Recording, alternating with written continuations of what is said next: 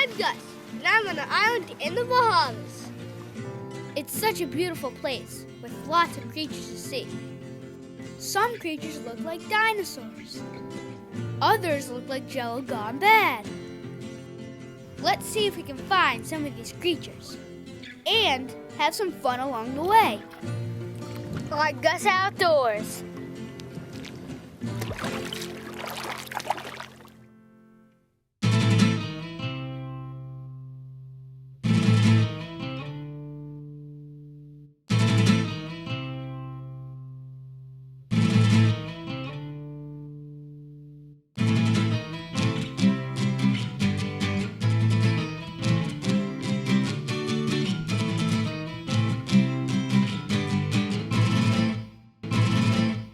Today's going to be a great day.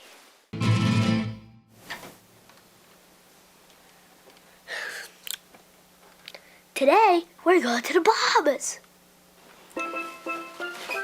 We woke up really early, loaded up the car, and drove to Boston.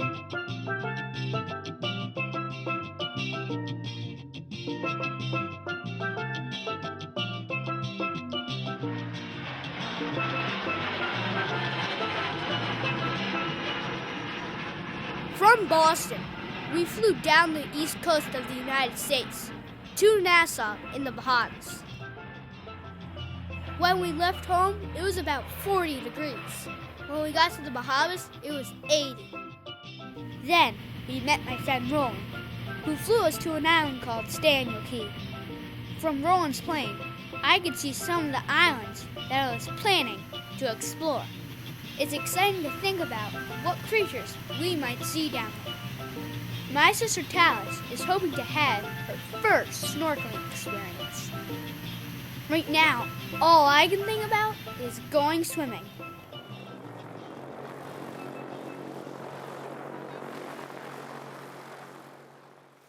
I really like walking down to the beach and seeing the water for the first time. I've been waiting all winter to jump in the beautiful warm water.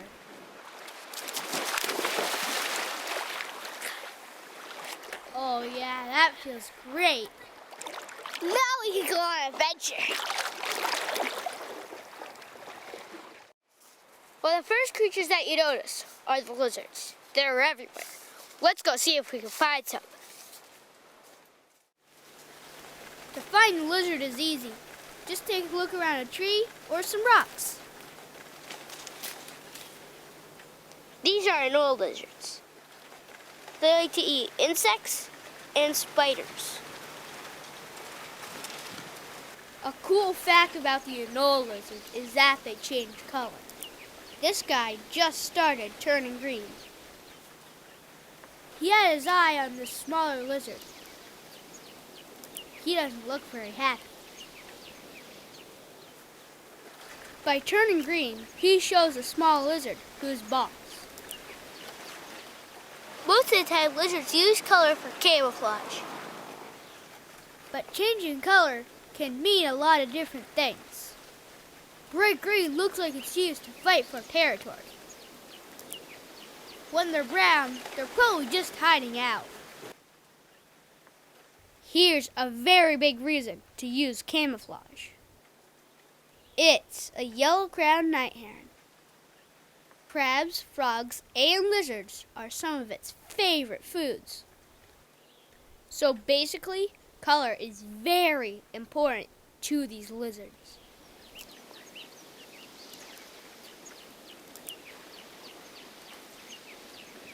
The piece of skin on its neck is called a dewlap. Think of it as a waving flag to scare off rivals and attracting mates. Put the bright green color and the dewlap together, and you get an amazing display. It can get really hot looking for lizards. So, it's a good idea to drink lots of water. Another way to cool off is to get in the water. Let's go snorkeling.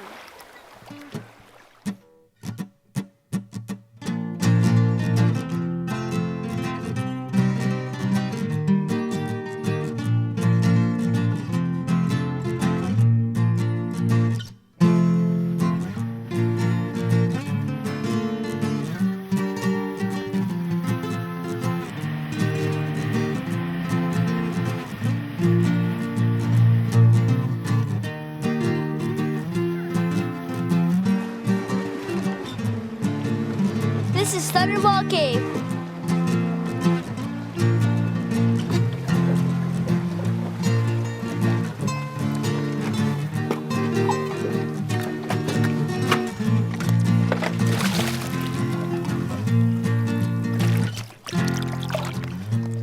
Want to see something cool?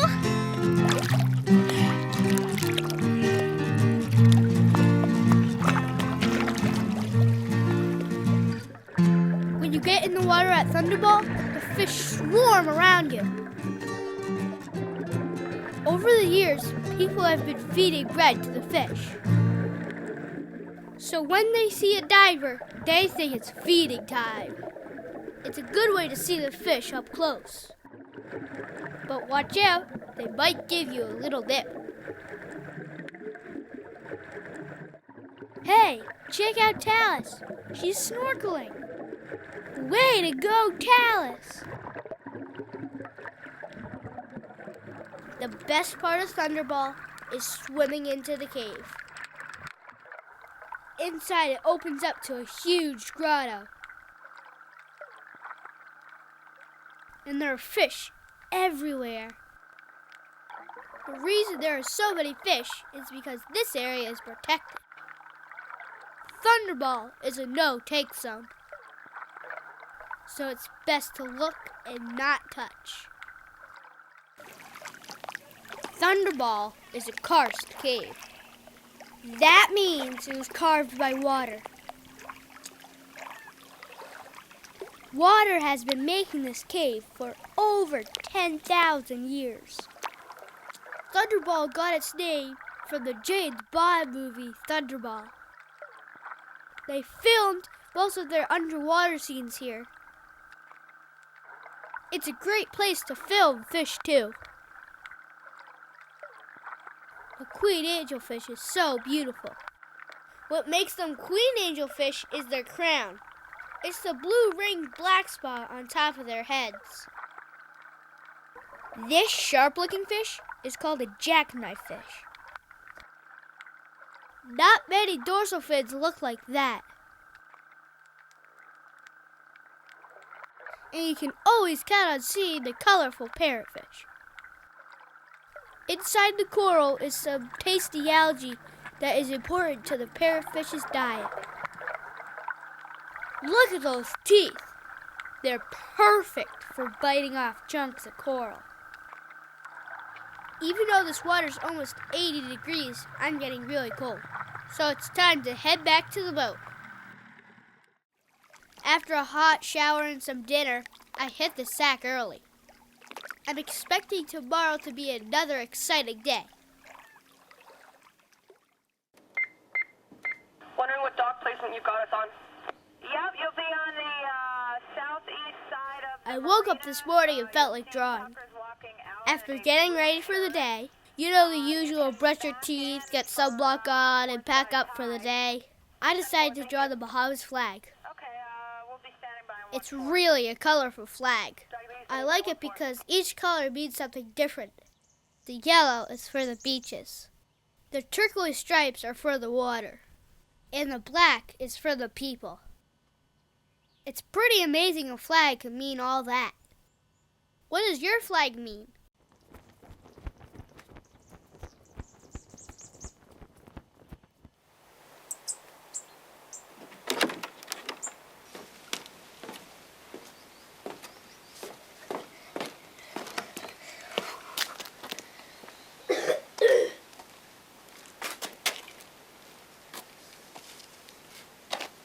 Hey, check this out.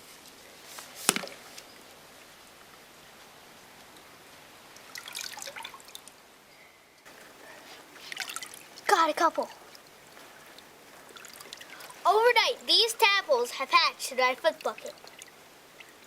Not the safest place to grow into a frog.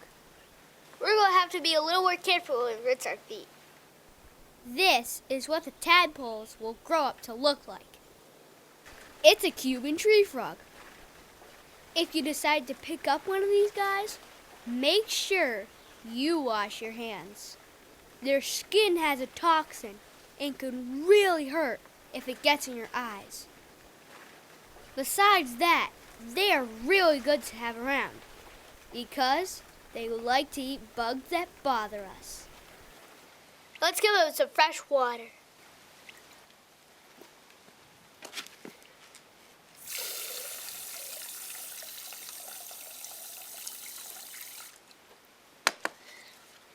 There's creatures everywhere.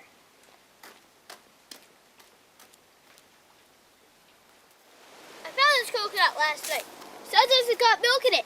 Let's go try to crack it open.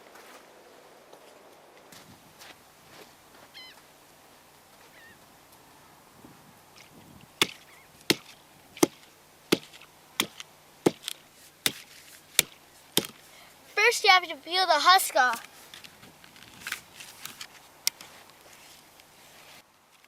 We're trying to get to the nut on the inside.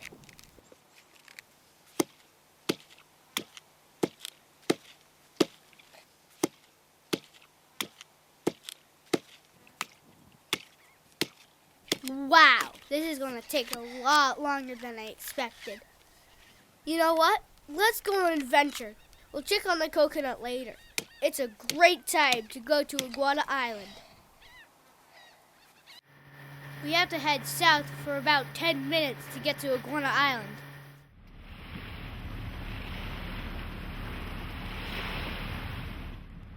Like most of the islands in the Bahamas, Iguana Island has a beautiful beach.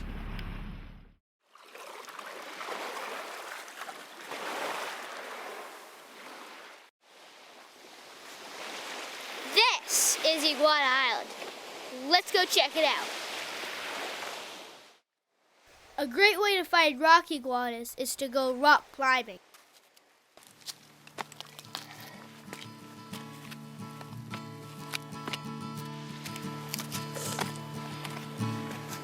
It's got a little tricky right here.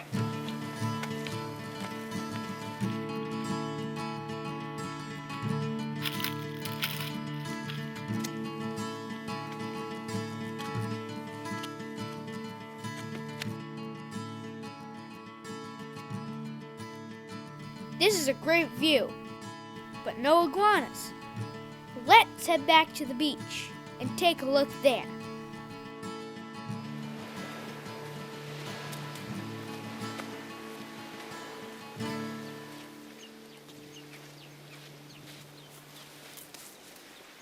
You can tell by the sign that these iguanas are important to the Bahamas. So, it is illegal to feed or harm these creatures in any way. Hey, check out this guy. He snuck up on us while we were reading the sign. It's a big male. You can tell by the crest along its back. I call these big guys the beach masters. What a cool looking creature. Rock iguanas grow up to 5 feet long. They'll eat vegetation and fruit, but will also eat insects. They climb these rocks a lot better than me, but I'm not a rock iguana.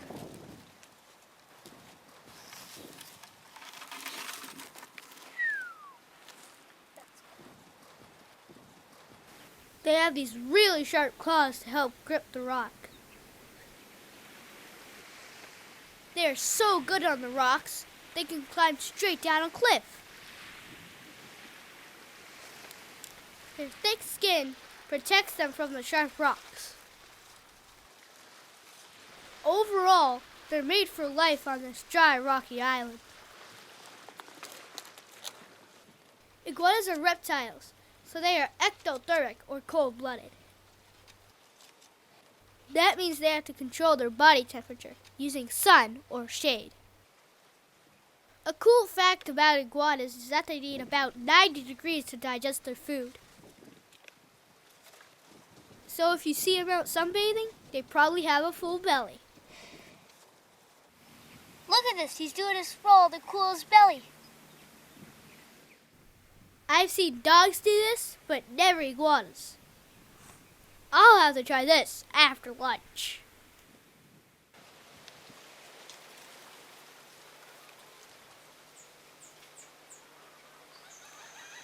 The lizards and iguanas are pretty cool, but there's one more reptile that might be the best find of all, the Bahamian boa constrictor. They are pretty shy creatures, so you don't see them very often. These snakes usually hang out in trees or holes in the rocks. If allowed to live, these snakes will grow up to 8 feet and eat thousands of rats in its lifetime. I know most people are afraid of snakes, but I'll take a boa constrictor over a rat any day.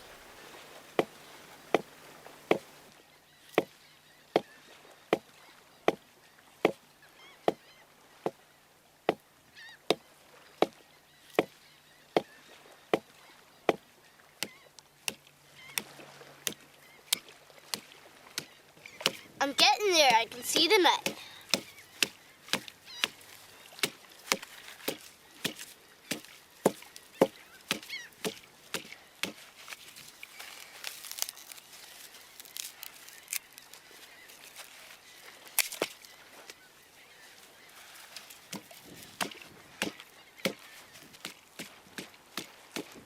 Gus, you're done yet.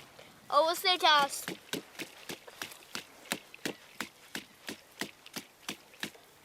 Finally, here's the nut that holds the milk. Let's go see what it tastes like.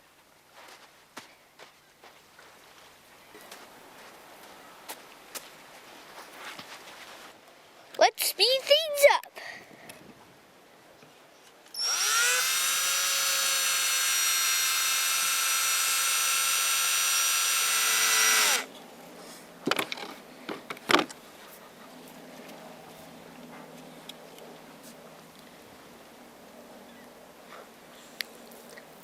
That's pretty good. Try it.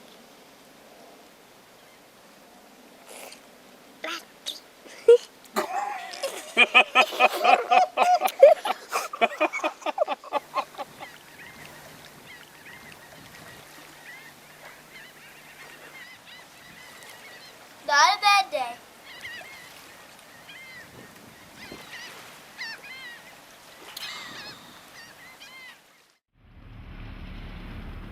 We're on our way to Exuma Park. But first, we need to make a quick stop. Check these guys out. Boaters feed these pigs their food scraps. It's a fun thing to do, but if you're a kid, stay in the boat. Because these pigs might fight. Trust me, I know what I'm talking about. They may not be completely wild, but like all creatures, they need to be respected.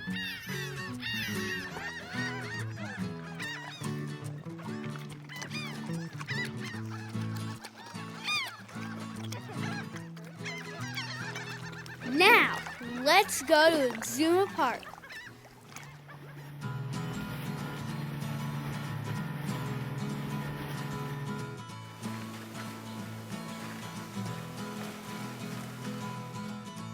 Exuma Park is one of the oldest marine parks in the world.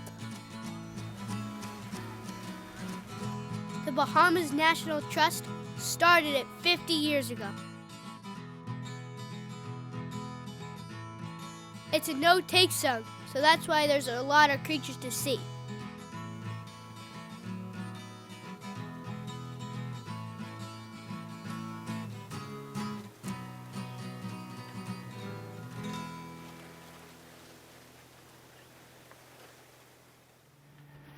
It takes about an hour to get to Exuma Park. By the time we get there, we're ready for a swim.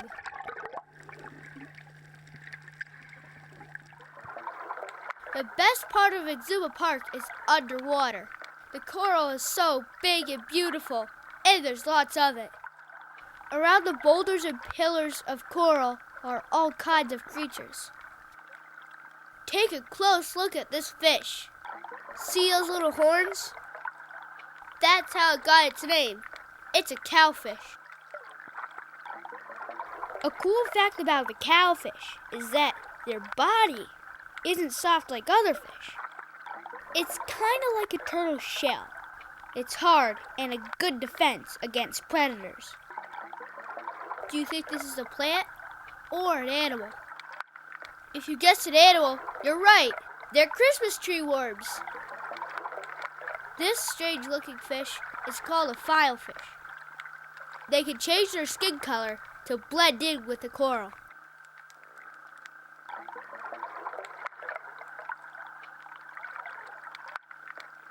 Creeping along the bottom is a spiny lobster.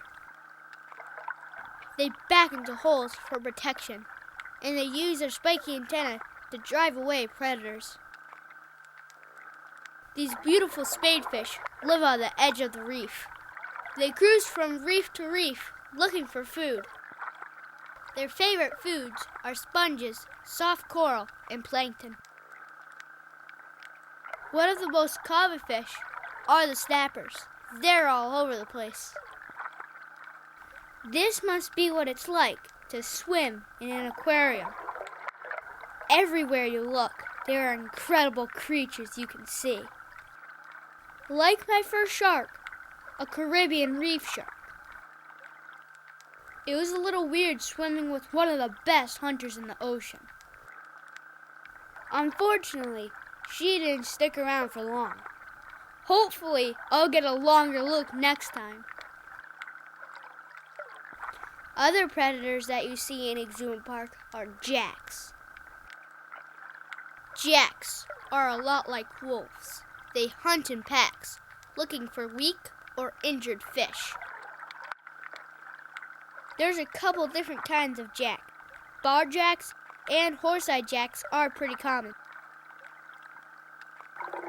This cool-looking jack is an Almaco jack.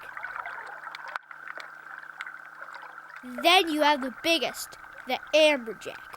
They can grow up to 5 feet long and weigh 150 pounds. That's 80 pounds bigger than me. Here's a big school of the amberjack's favorite food, big-eye scad. Yum! Sneaking up behind us is another creature that will enjoy a bite of scad. Oh yeah, barracuda. Barracudas have been around for 50 million years. And they look like it.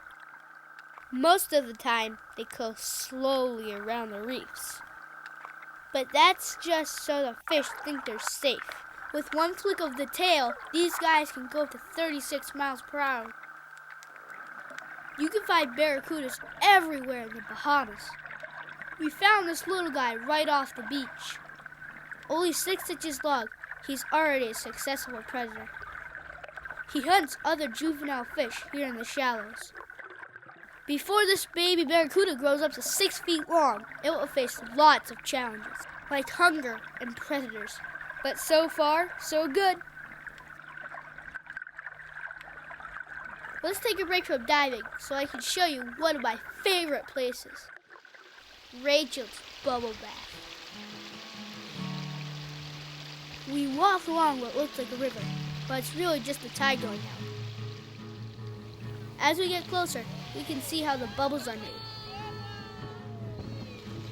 Waves crashing against the ocean side of the island have carved out a gap in the wall. Now the waves turn a tide pool into a big bubbly jacuzzi.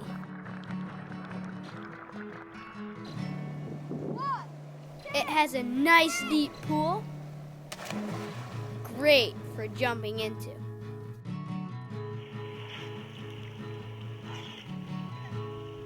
If you take a look around underwater, you'll find you're not alone.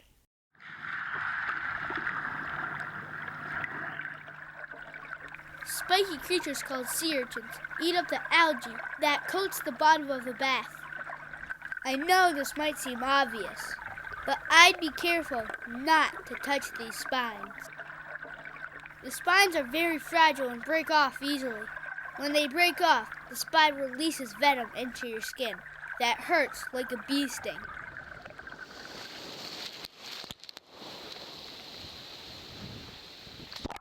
Sometimes a storm will push other creatures into pools like this.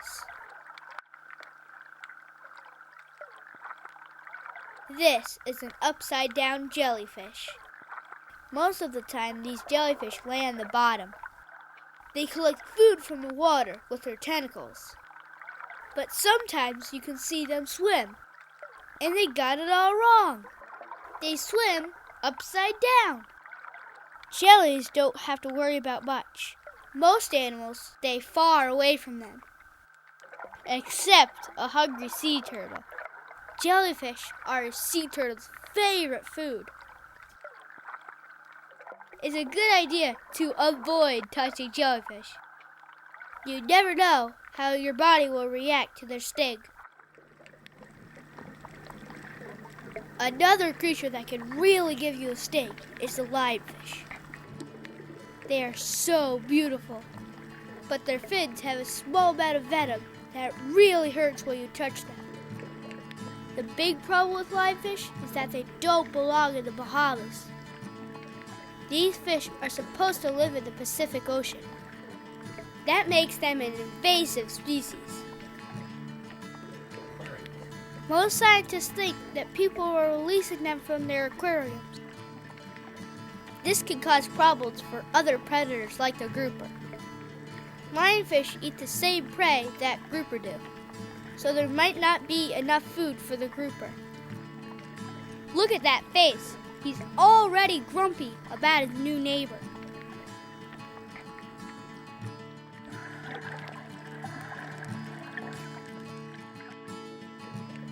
Talk about stinging. This creature's name has sting in it.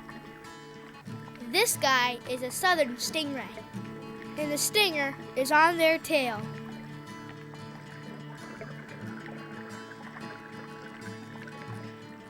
Depending on the size of the ray, its stinger can be 4 to 6 inches long.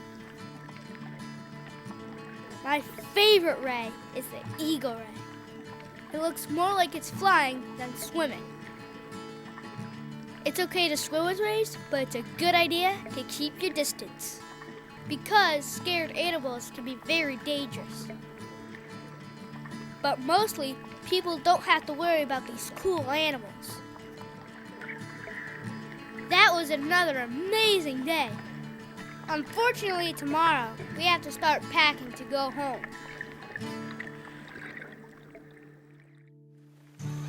We've seen a lot of amazing creatures here in the Bahamas, and some awesome places. The iguanas are one of my favorites. Getting up close to them was an incredible experience. In the boa constrictor, that was the biggest snake I've ever seen. And then there's swimming into Thunderball Cave and seeing all the beautiful fish. It's amazing how powerful water is and how it can carve out these caves. I wish I could stay, but it's time to head back home and back to school. I can't wait to tell all my friends about my adventures. I'll see you next time on Gus Outdoors. Dad, I'm going swimming one more time.